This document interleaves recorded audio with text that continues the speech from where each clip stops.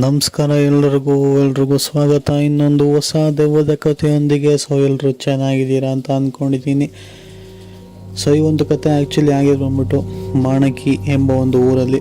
ಈ ಒಂದು ಊರು ಬರೋದು ಬಂದ್ಬಿಟ್ಟು ಕುಮಟಾ ಹತ್ರ. ಸೊ ಈ ಒಂದು ಕಥೆನ ನನಗೆ ಕೊಟ್ಟಿರೋದು ಬಂದ್ಬಿಟ್ಟು ಸಿದ್ಧಾರ್ಥ್ ಎಂಬುವವರು. ಇವರು ನಮಗೆ ಕಥೆನ ಯಾವ ಥರ ಕೊಟ್ಟಿದ್ದಾರೋ ನಾನು ಸಹ ನಿಮಗೆ ಕಥೆನ ಅದೇ ರೀತಿ ಹೇಳ್ತಾ ಹೋಗ್ತೀನಿ. ಹಾಗೆ ಕಥೆನ ಪೂರ್ತಿಯಾಗಿ ಕೇಳಿಸ್ಕೊಳ್ಳಿ. ಕೊನೆಯಲ್ಲಿ ನಿಮ್ಮ ಅನಿಸಿಕೆಯನ್ನು ಕಾಮೆಂಟ್ಸ್ ಮುಖಾಂತರ ತಿಳಿಸ್ಬೋದು. ಎಲ್ಲೂ ಕೂಡ ಸ್ಕಿಪ್ ಮಾಡಬೇಡಿ ಅಂತ ಹೇಳ್ತಾ ವಿಡಿಯೋನ ಶುರು ಮಾಡೋಣ. ಕತೆ ಆ್ಯಕ್ಚುಲಿ ನಡೆದಿರೋದು ಬಂದ್ಬಿಟ್ಟು ಮಾಣಕಿ ಎಂಬ ಒಂದು ಊರಲ್ಲಿ. ಇದು ಆ್ಯಕ್ಚುಲಿ ಬರೋದು ಬಂದ್ಬಿಟ್ಟು ಕುಮಟಾ ಅಲ್ಲಿ ಕೋಸ್ಟಲ್ ರೀಜನಲ್ಲಿ ಬರುವಂಥದ್ದು.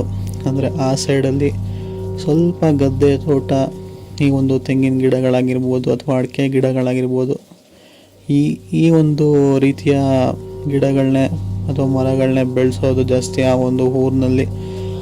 ಸೊ ಈ ಒಂದು ಮಾಣಕಿ ಎಂಬ ಒಂದು ಊರಲ್ಲಿ ಸಹ ಇದೇ ಥರ ತೆಂಗಿನ ತೋಟ ಹಾಗೆ ಅಡಿಕೆ ತೋಟ ಎರಡನ್ನೂ ಸಹ ಹಾಕ್ಕೊಂಡು ಒಂದು ವಯಸ್ಸಾದಂತಹ ಅಜ್ಜ ಮತ್ತು ಅಜ್ಜಿ ಇಬ್ಬರು ಅಲ್ಲಿರ್ತಾರೆ. ಅಂದರೆ ಅವ್ರ ಮಕ್ಕಳು ಬಂದ್ಬಿಟ್ಟು ಬೆಂಗಳೂರಿಗೆ ಓದೋಕ್ಕೆ ಅಂತ ಹೋಗಿರ್ತಾರೆ.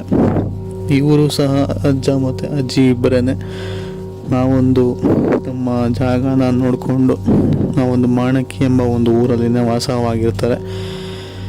ಸೊ ಹೀಗೆ ಈ ಒಂದು ತೆಂಗಿನ ತೋಟ ಅಥವಾ ಅಡಿಕೆ ತೋಟಗಳಿಗೆ ತುಂಬ ಜಾಸ್ತಿನೇ ನೀರನ್ನ ಕಟ್ಟಬೇಕು. ಆವಾಗವಾಗ ಹೋಗಿ ನೀರನ್ನ ಕಟ್ತಾನೆ ಇರಬೇಕು. ಸೊ ಈ ಒಂದು ವಯಸ್ಸಾದಂತಹ ಅಜ್ಜ ಏನಿದ್ದಾರೆ ನೋಡಿ, ಅವರು ಹೋಗ್ಬಿಟ್ಟು ನೀರನ್ನ ಕಟ್ತಾ ಇರ್ತಾರೆ ಆವಾಗವಾಗ. ಅಜ್ಜಿ ಮೂಲತಃ ಬಂದ್ಬಿಟ್ಟು ಮನೆಯಲ್ಲೇ ಇರ್ತಾರೆ. ಅವ್ರೇನು ಜಾಸ್ತಿ ಕತ್ಲೆ ಸಮಯದಲ್ಲಿ ಆಚೆ ಏನು ಹೋಗೋದಿಲ್ಲ. ಯಾಕೆ ಅಂತಂದರೆ ಅಷ್ಟಾಗಿ ಸರಿಯಾಗಿ ಕಣ್ಣು ಕೂಡ ಕಾಣಿಸೋದಿಲ್ಲ ಆ ಒಂದು ಅಜ್ಜಿಗೆ ಕತ್ಲೆ ಆಯಿತು ಅಂತಂದರೆ. ಅಂದರೆ ಅಜ್ಜ ಈಗ ಆಗ ಮ್ಯಾನೇಜ್ ಮಾಡಿಕೊಂಡು ಟಾರ್ಚ್ ಬೆಳಕಿನಲ್ಲಿ ಹೋಗ್ಬಿಟ್ಟು ನೀರನ್ನೆಲ್ಲ ಕಟ್ಬಿಟ್ಟು ಬರ್ತಾ ಇರ್ತಾರೆ. ಹೀಗೆ ಒಂದಿನ ಮೋಟ್ರನ್ನ ಆನ್ ಮಾಡಿ ನೀರನ್ನು ಒಂದು ತೋಟ ಅಂದರೆ ತೆಂಗಿನ ತೋಟದಿಂದ ಹೇಳಿ ಇನ್ನೊಂದು ಅಡಿಕೆ ತೋಟಕ್ಕೆ ಕಟ್ಬಿಟ್ಟು ಪೈಪ್ನ ಹಾಕ್ಬಿಟ್ಟು ಮೋಟ್ರನ್ನ ಆನ್ ಮಾಡಿ ಕನೆಕ್ಷನ್ನ ಕೊಟ್ಟು ನಂತರ ಪೈಪ್ನ ಜೋಡಿಸ್ಬಿಟ್ಟು ಒಂದು ಗದ್ದೆಯಿಂದ ಇನ್ನೊಂದು ಗದ್ದೆಗೆ ನೀರು ಹೋಗೋ ರೀತಿಯಲ್ಲಿ ತಿರುಗಿಸ್ಬಿಟ್ಟು ಬರಬೇಕಾದ್ರೆ ಆದಂತಹ ಒಂದು ಘಟನೆ ಅಂತಲೇ ಹೇಳ್ಬೋದು. ಆ್ಯಕ್ಚುಲಿ ನೀರು ಕಟ್ಟೋದಕ್ಕೆ ಹೋದಂಥ ಸಮಯ ಬಂದ್ಬಿಟ್ಟು ಬೆಳಗಿನ ಜಾವ 3:30 4 ಗಂಟೆ ಆಗಿತ್ತು. ಆ ಸಮಯದಲ್ಲಿ ಆ ಒಂದು ಅಜ್ಜ ಒಬ್ಬರೇ ಎದ್ದು ನೀರನ್ನ ಕಟ್ಟೋದಕ್ಕೆ ಹೋಗಿರ್ತಾರೆ. ಹೀಗೆ ನೀರನ್ನ ಒಂದು ತೋಟ ಅಂದರೆ ತೆಂಗಿನ ತೋಟದಿಂದ ಅಡಿಕೆ ತೋಟಕ್ಕೆ ನೀರನ್ನ ಕಟ್ಟಿಬಿಟ್ಟು ವಾಪಸ್ ಬರಬೇಕಾದ್ರೆ ಅವರಿಗೆ ಹಿಂದೆಯಿಂದ ಯಾರೋ ಕರೆದ ರೀತಿಯಲ್ಲಿ ಭಾಸವಾಗುತ್ತೆ. ಯಾರು ನನ್ನನ್ನು ಯಾಕೆ ಕರೀತಿದ್ದಾರೆ ಅಂತ ಹೇಳಿ ಹಿಂದೆಗಡೆ ತಿರುಗಿ ನೋಡಿದಾಗ ಇದ್ದಕ್ಕಿದ್ದಂಗೆ ಅವ್ರಿಗೆ ಯಾರೋ ಒದ್ದಂತೆ ಭಾಸವಾಗುತ್ತೆ. ತಿರುಗಿದ ತಕ್ಷಣವೇ ಜೋರಾಗಿ ಯಾರೋ ಒದ್ದಂತೆ ಆ ಒಂದು ಅಜ್ಜನಿಗೆ ಭಾಸವಾಗುತ್ತೆ. ಆ ಒಂದು ಅಜ್ಜ ಅಲ್ಲೇ ಕೆಳಗಡೆ ಬೀಳ್ತಾರೆ. ಸೊ ಕೆಳಗೆ ಬಿದ್ದು ಕಣ್ಬಿಟ್ಟು ನೋಡಿದಾಗ ಅಲ್ಲಿ ಯಾರೂ ಸಹ ಕಾಣಿಸೋದಿಲ್ಲ ಆ ಒಂದು ಅಜ್ಜನಿಗೆ. ಅವ್ರಿಗೆ ಒಂಥರ ಆಗುತ್ತೆ, ಇಲ್ಲಿ ಯಾರೂ ಇಲ್ಲ, ನನಗೆ ಯಾರೋ ಒದ್ದಂಗೆ ಆಯ್ತಲ್ಲ ಅಂತ ಹೇಳಿ ಪುನಃ ಎದ್ದು ನಿಂತ್ಕೊಂಡು ಜೋರಾಗಿ ಕೂಗ್ತಾರೆ, ಯಾರು ನನ್ನ ಒದ್ದಿದ್ದು ಹಂಗೆ ಹಿಂಗೆ ಅಂತ ಹೇಳಿ. ಬಟ್ ಅಲ್ಲಿ ಅನ್ನೂ ಸಹ ರೆಸ್ಪಾನ್ಸ್ ಸಿಗೋದಿಲ್ಲ. ಆವಾಗ ಆ ಒಂದು ಅಜ್ಜನಿಗೆ ಕ್ಲಿಯರ್ ಆಗುವಂಥದ್ದು, ಇಲ್ಲಿ ಯಾವುದೋ ಒಂದು ಕೆಟ್ಟ ಶಕ್ತಿ ಇದೆ, ಅದೇ ನನಗೆ ಈ ಥರ ಒದ್ದಿರೋ ಅಂಥದ್ದು ಅಂತ ಹೇಳಿ ವಾಸವಾಗುತ್ತೆ. ಆಮೇಲೆ ಆ ಒಂದು ಅಜ್ಜ ಇದ್ದಕ್ಕಿದ್ದಂಗೆ ಕೆಟ್ಟದಾಗೆಲ್ಲ ಮಾತಾಡೋಕ್ಕೆ ಶುರು ಮಾಡ್ಕೊತಾರೆ. ಅಂದರೆ ಜೋರಾಗಿ ಅಸಭ್ಯವಾದಂತಹ ಒಂದು ಮಾತನ್ನೆಲ್ಲ ಬಳಸ್ಬಿಟ್ಟು ತುಂಬಾ ಜೋರಾಗಿ ಗದರೋದಕ್ಕೆ ಸ್ಟಾರ್ಟ್ ಮಾಡ್ತಾರೆ. ಯಾರು ನೀನು ಇಲ್ಲಿ ಯಾಕೆ ಇದೆಯಾ, ನನಗೆ ಯಾಕೆ ಓದ್ದೆ, ಏನಾಗಬೇಕು ನಿನಗೆ, ಯಾಳು ನೀನು, ಬಿಟ್ಟೋಗಿಲ್ಲಿಂದ, ನಿನ್ನ ಜಾಗ ಅಲ್ಲಿದೆಯೋ ಅಲ್ಲಿಗೆ ಹೋಗ್ತಾ ಇರು, ನನ್ನ ಗದ್ದೆಯಲ್ಲಿ ಯಾಕಿದೆಯಾ, ಹಂಗೆ ಹಿಂಗೆ ಅಂತ ಹೇಳಿ ಜೋರಾಗಿ ಬೈತಾ ಇರ್ತಾರೆ. ಕೆಟ್ಟ ಅದನ್ನೆಲ್ಲ ಬಳಸ್ತಾ ಇರ್ತಾರೆ ಮಧ್ಯದಲ್ಲಿ.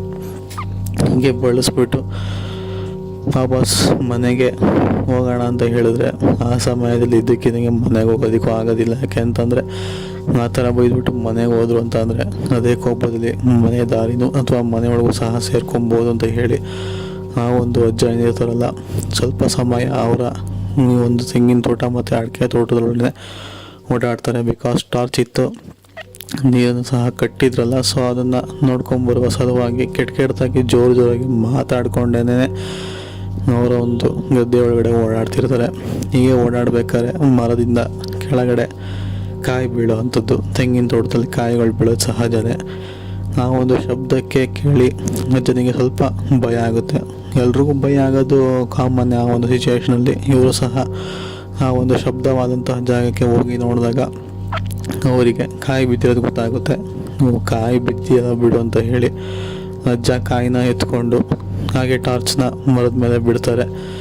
ಸುತ್ತ ಮರಗಳಿಗೆ ನೋಡ್ಕೊಂತ ಬರ್ತಾರೆ. ಟಾರ್ಚ್ನ ಬಿಟ್ಬಿಟ್ಟು ಸುತ್ತ ಮರಗಳನ್ನ ನೋಡ್ಕೊಂತ ಬರ್ಬೇಕಾದ್ರೆ ಅಜ್ಜನಿಗೆ ಇದ್ದಕ್ಕಿದ್ದಂಗೆ ಮರದ ಮೇಲೆ ಯಾವುದೋ ಒಂದು ನೆರಳು ಕಾಣಿಸ್ಕೊಳ್ಳೋ ಅಂಥದ್ದು.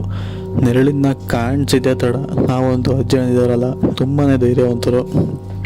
ಆ ಟಾರ್ಚ್ನ ಆ ನೆರಳಿಗೆ ಬಿಟ್ಬಿಟ್ಟು ಜೋರಾಗಿ ಇನ್ನೂ ಎಷ್ಟು ಕೆಟ್ಟದಾಗಿ ಮಾತಾಡ್ತಿದ್ರಲ್ಲ ಅದಕ್ಕಿನ್ನ ತೀರಾ ಕೆಟ್ಟದಾಗಿ ಮಾತಾಡೋಕ್ಕೆ ಬಯಕ್ಕೆ ಶುರು ಮಾಡ್ತಾರೆ. ನಂತರ ಅಲ್ಲಿದ್ದಂತಹ ಕಲ್ಲುಗಳನ್ನ ತೆಗೆದು ಎಸಿತಾರೆ. ಅಲ್ಲಿಂದ ಇದ್ದಕ್ಕಿದ್ದಂಗೆ ಆ ಒಂದು ನೆರಳೇನಿದೆ ನೋಡಿ ಅಲ್ಲಿಂದ ಮಾಯವಾಗಿರುವಂಥದ್ದು. ಸೊ ಆ ಒಂದು ಅಜ್ಜನ ಧೈರ್ಯಕ್ಕೆ ಮೆಚ್ಚಲೇಬೇಕು ಅಂತಲೇ ಹೇಳಬೇಕು. ಅಂತೂ ಇಂತೂ ಕೆಟ್ಟದಾಗಿ ಜೋರಾಗಿ ಮಾತಾಡಿ ಮಂತ್ರಗಳನ್ನೆಲ್ಲ ಒಂಥರ ಜ್ಞಾಪಿಸ್ಕೊಂಡು ಹೇಳಿ ದೇವರ ಜ್ಞಾನಗಳೆಲ್ಲ ಮಾಡಿಕೊಂಡು ಅಲ್ಲಿಂದ ನೀರನ್ನು ಕಟ್ಟಿದ ತಕ್ಷಣ ಹಿಂದೆಗಡೆ ನೋಡ್ತಾ ಇರೋ ಥರ ವಾಪಸ್ ಅವರ ಮನೆಗೆ ಆ ಒಂದು ಅಜ್ಜ ಬರ್ತಾರೆ. ಬಂದಮೇಲೆ ಬೆಳಗ್ಗೆ ಎದ್ದು ಪೂಜೆ ಮಾಡೋದನ್ನ ಕರ್ಕೊಂಬಂದು ಪೂಜೆನ ಮಾಡಿಸ್ಬಿಟ್ಟು ಎಲ್ಲನೂ ಸರಿ ಮಾಡ್ತಾರೆ. ಸೊ ಇದಾಗಿತ್ತು ಇವತ್ತಿನ ಕತೆ. ಇನ್ನೊಂದು ಕಥೆಯೊಂದಿಗೆ ಮತ್ತೆ ಸಿಗೋಣ. Until then take care, good bye.